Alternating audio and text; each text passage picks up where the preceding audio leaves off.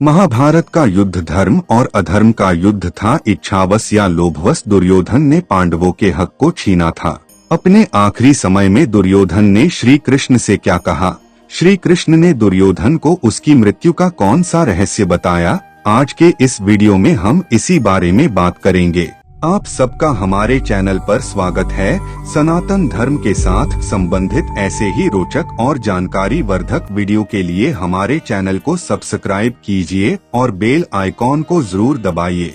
भीम के द्वारा दुर्योधन को हारा हुआ देख सभी पांडव सैनिक काफी ज्यादा प्रसन्न हुए और वही अपने आखिरी समय में रणभूमि में धराशायी पड़े हुए दुर्योधन की निंदा करने लगे। भगवान श्री कृष्ण ने जब देखा कि पांडव अयोग्य बातें कह रहे हैं, तब वे वहां उन सबसे बोले, नरेश्वरों, मरे हुए शत्रु को पुनः मारना उचित नहीं है।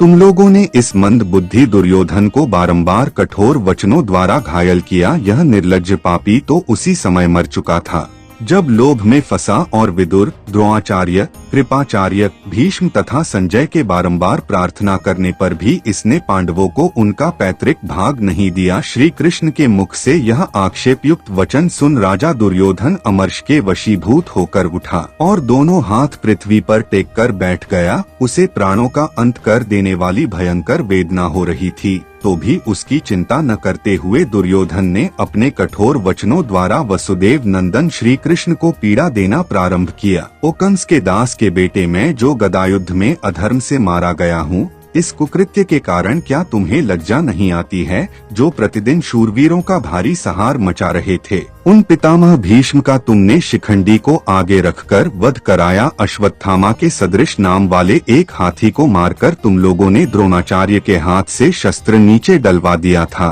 क्या वह मुझे ज्ञात नहीं है? इस धृष्टद्युम्न ने पराक्रमी आचार्य को उस अवस्था में मार गिराया जिसे तुमने अपनी आंखों देखा, किंतु मना नहीं किया। पांडुपुत्र अर्जुन के वध के लिए मांगी हुई इंद्र की शक्ति को तुमने घटोत्कच पर छुड़वा दिया। तुमसे बढ़कर महापापी कौन हो सकता है? बलवान भूरिश्रवा का हाथ कट गया था और वे आमरण अनशन का व्रत लेकर बैठे हुए थे। उस दशा में तुमसे ही प्रेरित होकर महामना सात्यकी ने उनका वध किया। मनुष्यों में श्रेष्ठ कर्ण अर्जुन को जीतने की इच्छा से उत्तम पराक्रम कर रहा था। उस समय तुमने नागराज अश्वसेन को, जो कर्ण के बाण के साथ अर्जुन के वध के लिए जा रहा था, उसे अपने प्रयत्न से विफल कर दिया। फिर जब कर्ण के रथ का पहिया धरती में धंस गया और वह उसे उठाने में व्यस्त था, उस समय उसे संकट से पीड़ित एवं पराजित जानकर तुम लोगों ने मार गिराया। यदि मेरे, कर्ण के तथा भीष्म और द्रोणाचार्य के साथ मायारहित सरल भाव से तुम युद्ध करते तो निश्चय ही तुम्हारे पक्ष की विजय नहीं होती। दुर्योधन की बातें सुनकर भगवान श्री कृष्ण बोले, गांधारी नंदन, तुमने पाप के रास्ते पर पैर रखा था, इसीलिए तुम भाई, पुत्र, सेवक सहित मारे गए हो। वीर भीष्म और द्रोणाचार्य तुम्हारे दुष्कर्मों से ही मारे गए हैं। कर्ण भी तुम्हारे स्वभाव का ही अनुसरण करने वाला था, इसलिए युद्ध में मारा गया। ओ मूर्ख, तुम शकुनी की सलाह मानकर मेरे मांगने पर भी पांडवों को उनकी पैतृक संपत्ति, उनका अपना राज्य लोभवश नहीं देना चाहते थे। सुदुर्मते, तुमने जब भीमसेन को विष दिया, समस्त पांडवों को उनकी माता के साथ लाक्षागृह में जला डालने का प्रयत्न किया और निर्लज्ज, दुष्टात्मन, द्यूत क्रीड़ा के समय द्रौपदी को जब तुम लोग घसीट लाए, तभी तुम वध के योग्य हो गए थे। भीष्म पांडवों के अनर्थ की इच्छा रखकर समरभूमि में पराक्रम प्रकट कर रहे थे। उस समय अपने मित्रों के हित के लिए शिखंडी ने उनका वध किया है। वह कोई दोष या अपराध की बात नहीं है। आचार्य द्रोण तुम्हारा प्रिय करने की इच्छा से अपने धर्म को पीछे करके असाधु पुरुषों के मार्ग पर चल रहे थे। अत युद्धस्थल में धृष्टद्युम्न ने उनका वध किया है। विद्वान सात्यकी ने अपनी सच्ची प्रतिज्ञा का पालन करने की इच्छा से सम्रांगण में अपने शत्रु महारथी भूरिश्रवा का वध किया था। अर्जुन ने वीरोचित सदाचार का विचार करके बहुत से प्रहार करने के अवसर पाकर भी युद्ध में कर्ण का वध नहीं किया है। आथ, तुम उनके विषय में ऐसी बात न कहो। याद करो अर्जुन के उस पराक्रम को जो उन्होंने तुम्हारे लिए उन दिनों गंधर्वों पर प्रकट किया था। गांधारी नंदन, पांडवों ने यहाँ तुम्हारे साथ जो बर्ताव किया है, उसमें कौन सा अधर्म है? श्री कृष्ण की बातें सुनकर दुर्योधन बोला, मैंने विधिपूर्वक अध्ययन किया, दान दिए, समुद्रों सहित पृथ्वी का शासन किया और शत्रुओं के मस्तक पर पैर रखकर मैं खड़ा रहा, मेरे समान उत्तम अंत किसका हुआ है।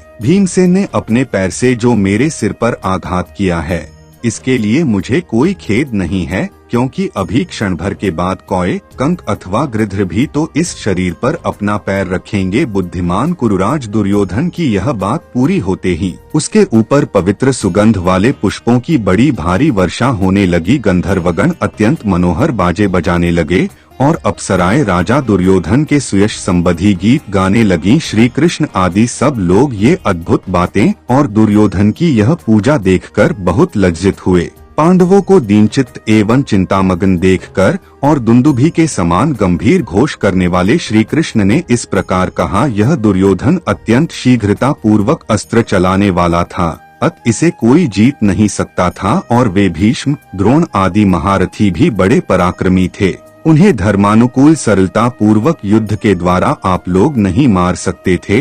यह राजा दुर्योधन अथवा वे भीष्म आदि सभी महाधनुर्धर महारथी कभी धर्मयुद्ध के द्वारा नहीं मारे जा सकते थे। भीष्म, द्रोण, कर्ण और भूरिश्रवा ये चारों महामना इस भूतल पर विख्यात थे। साक्षात लोकपाल भी धर्मयुद्ध करके उन सबको नहीं मार सकते थे।